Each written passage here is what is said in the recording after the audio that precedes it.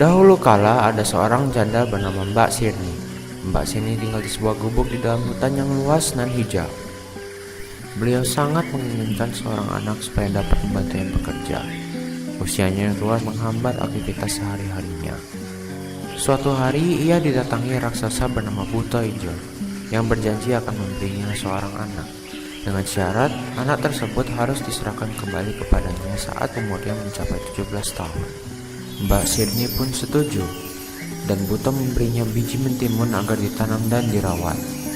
Biji mentimun ini tidak seperti biji-biji yang lainnya. Biji ini berwarna emas dan sangat berkilau.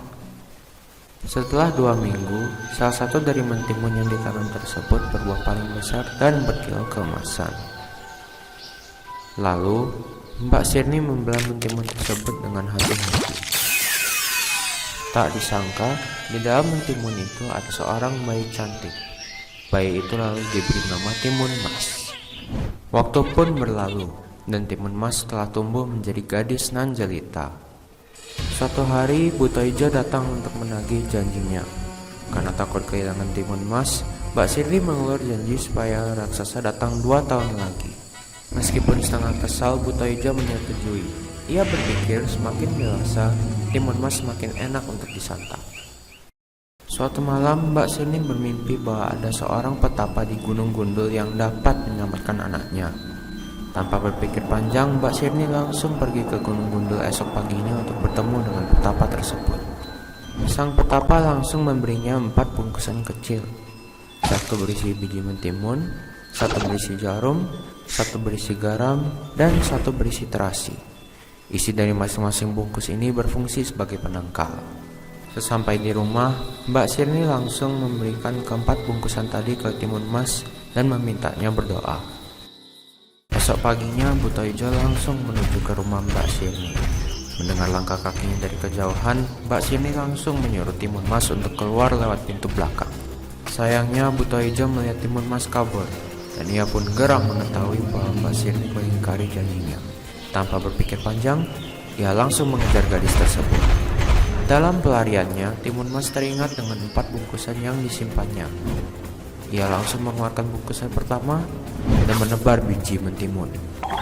Secara ajaib, biji-biji tersebut menjadi ladang yang lebat buahnya. Buto Ijo melihat ladang tersebut dan makan semua mentimun yang ada, lalu melanjutkan pengejarannya. Lalu, Timun Mas menebar jarum dari bungkusan kedua. Dan dalam sekejap, jarum tersebut berubah menjadi ladang bambu yang tajam. Bambu tersebut melukai Buto Ijo dan memperlambat pengejarannya. Namun hal itu tidak akan menghentikannya dari menangkap gadis itu.